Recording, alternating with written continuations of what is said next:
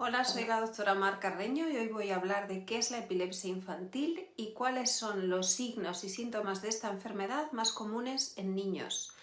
La epilepsia infantil es una condición neurológica, una enfermedad del sistema nervioso central que se caracteriza porque el cerebro tiende a producir de forma espontánea crisis repetidas. La epilepsia puede ocurrir a cualquier edad. Y las crisis son el resultado de estas neuronas que están descargando excesivamente y que producen determinados signos y síntomas.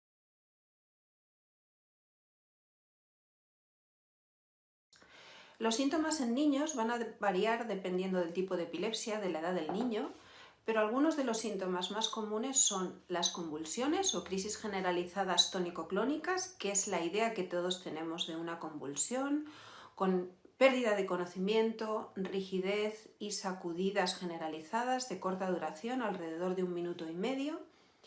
Crisis de ausencia, que antes se llamaban también de pequeño mal, en las que el paciente desconecta, se queda un poco oído, puede parpadear y se recupera rápidamente. Si el paciente no tiene muchas y no le estamos mirando, pueden pasar desapercibidas.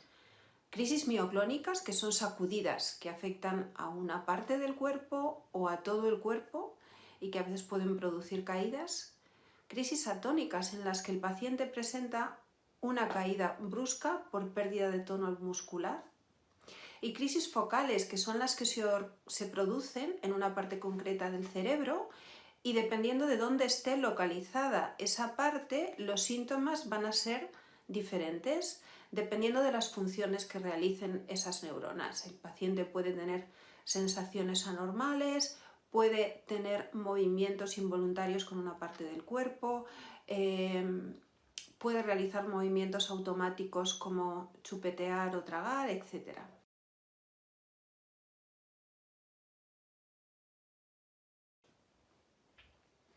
¿Cuáles son las posibles causas de epilepsia en la infancia y qué herramientas tenemos para diagnosticarla? Las causas de la epilepsia en la infancia pueden ser muy diversas y a veces, a pesar de todas las herramientas que tenemos, podemos llegar a no conocer cuál es la causa, pero cada vez más podemos diagnosticar cuál es la etiología de una epilepsia en niños. Cada vez más importante, las causas genéticas. Cada vez se descubren más genes, más mutaciones, más variantes en el material genético que producen las crisis, bien heredadas o bien producidas de nuevo en el paciente, lo que llamamos mutaciones de novo. Lesiones cerebrales como tumores, como falta de oxígeno durante el nacimiento, lo que se denomina hipoxia cerebral, traumatismos graves en el cerebro, todos ellos son causa de epilepsia. Malformaciones del desarrollo cerebral producidas antes del parto, durante la formación del cerebro, también pueden causar crisis. Infecciones, meningitis, encefalitis producen inflamación cerebral, daño cerebral y a veces luego epilepsia crónica. Y también trastornos metabólicos o genéticos que producen crisis, además de otros problemas médicos.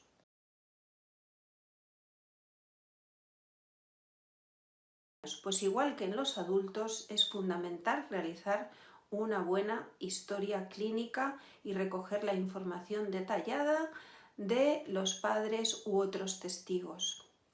El electroencefalograma es una exploración fundamental para documentar esa hiperexcitabilidad del cerebro.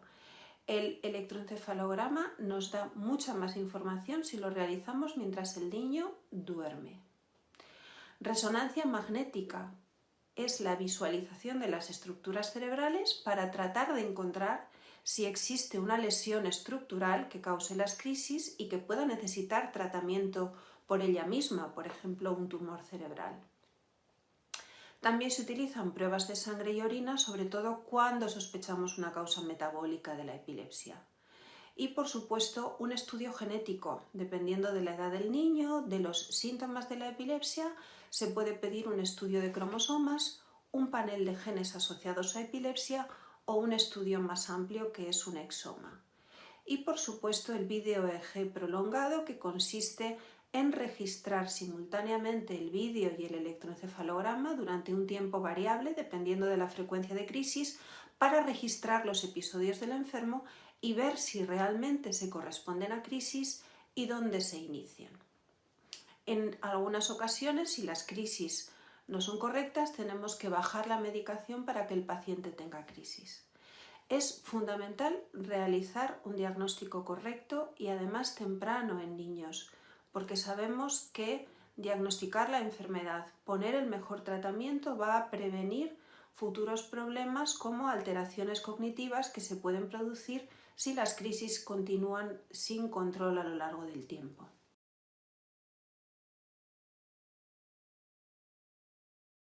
El objetivo del tratamiento va a ser controlar las crisis con los mínimos efectos secundarios posibles para mejorar la calidad de vida tanto del paciente como de su familia. La primera línea del tratamiento en la epilepsia son los medicamentos anticrisis o medicamentos antiepilépticos. Hay muchos en el mercado. ¿Cómo tenemos que seleccionarlos? Pues basándonos en el tipo de crisis, en el tipo de síndrome epiléptico, en la edad del niño y en los posibles efectos secundarios. La dieta cetogénica, que son unas dietas especiales pobres en hidratos de carbono, pueden ser beneficiosas para ciertas epilepsias pediátricas graves y deben hacerse con el control adecuado porque pueden tener efectos secundarios. Cuando las crisis no responden a fármacos ni a dieta, nos podemos plantear cirugía de epilepsia en aquellas focales en las que realmente podemos identificar adecuadamente el foco y sabemos que resecarlo no va a producir un efecto grave en el niño, una secuela importante. Hay algunas formas de estimulación cerebral, por ejemplo la estimulación del nervio vago, que es un procedimiento paliativo, pero que en algunos pacientes mejora la frecuencia y la intensidad de las crisis. Voy a hablar ahora también de calidad de vida en niños con epilepsia. Puede afectarse por varios factores y nos tienen que preocupar y tenemos que tenerlos en la cabeza. Primero, el control de crisis. Es importante que intentemos que el número de crisis sea cero. Cuanto menos crisis, mejor calidad de vida del paciente y de su familia. Afecta mucho también a la calidad de vida los efectos secundarios del tratamiento. Somnolencia, falta de concentración. Todos estos hacen que a veces el paciente no pueda llevar una vida normal. Disminuyen si se escoge el fármaco adecuado y se utiliza siempre la dosis mínima eficaz. Los pacientes con crisis continuadas o con efectos secundarios pueden tener también una afectación importante de su desarrollo y de su aprendizaje. Pueden necesitar apoyo educativo especializado.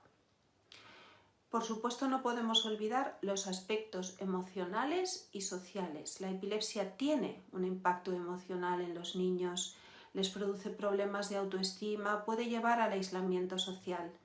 Es muy importante el apoyo psicológico y la terapia con un buen especialista si es necesario. Hay que considerar también las restricciones en actividades. Dependiendo de la frecuencia de las crisis, de su gravedad, algunos deportes pueden estar limitados, ciertas salidas. Es muy importante la educación y la adaptación para manejar estos límites y hacer que el niño lleve en lo posible una vida lo más normal. El apoyo y comprensión de la familia también son muy relevantes. Ayudan al niño a mejorar su condición, a mantener una buena calidad de vida. Hay que limitar en lo posible las limitaciones impuestas por la condición. Por eso tenemos que trabajar todos juntos, los padres, los maestros, otros cuidadores, todos con el mismo objetivo en mente. Hacer que el paciente lleve una vida lo más normal con las condiciones de seguridad necesarias. ¿Qué medidas de seguridad?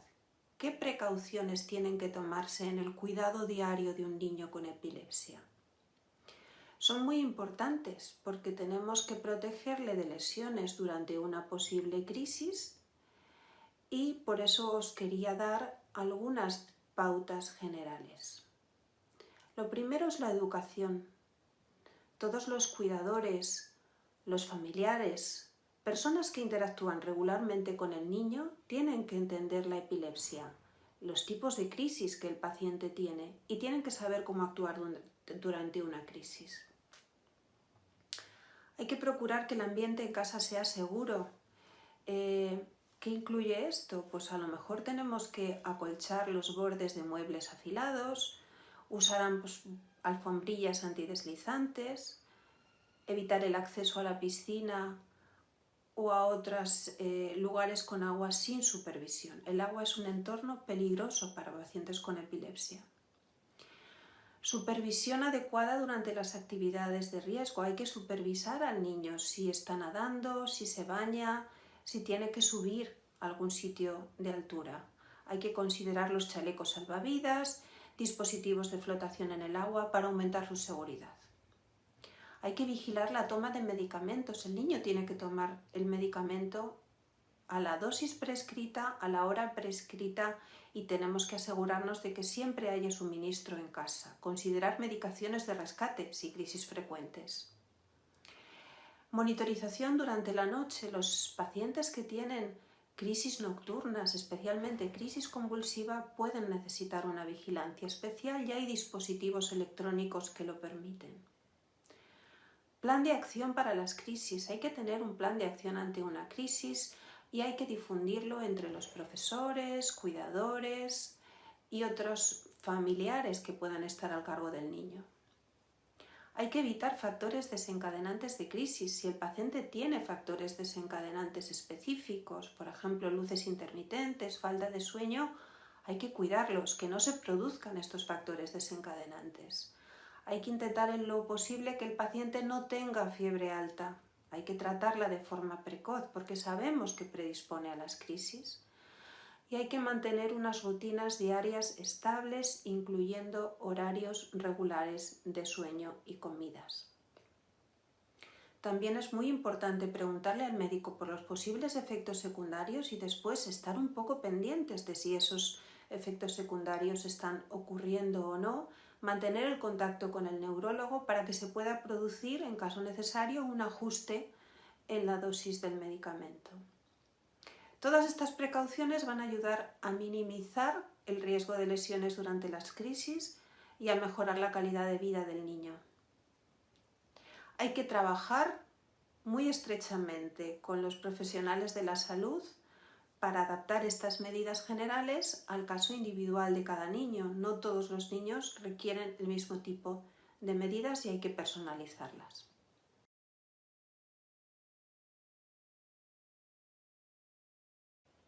Esto es fundamental para un niño con epilepsia, para su bienestar y para su desarrollo adecuado. Algunas de las maneras en las que podemos ayudar a un niño con epilepsia son una comunicación abierta. Hay que fomentar un ambiente en el que el niño se sienta cómodo hablando de sus preocupaciones, de sus sentimientos y de las emociones que le produce la enfermedad. Es importante ser honesto con ellos sobre su condición, siempre claro, de forma apropiada a su edad y respetando sus sentimientos. Hay que promover la independencia. Hemos hablado de limitaciones, pero siempre hay que animar al niño a participar en actividades normales, siempre que sea seguro y razonable para fomentar esta independencia y evitar el aislamiento social. Hay que realizar educación y concienciación. El niño tiene que entender lo que le sucede, también lo tienen que entender familiares y cuidadores, y el niño tiene que, en lo posible, responsabilizarse de su enfermedad y de la toma de medicinas. Apoyo psicológico puede ser necesario para algunos niños, especialmente si la enfermedad es crónica o no está bien controlada. Hay también grupos de apoyo. Participar en grupos de apoyo, tanto los pacientes como los padres, puede ser muy útil para el bienestar del paciente con epilepsia. Estos grupos proporcionan un espacio para compartir experiencias y estrategias de afrontamiento.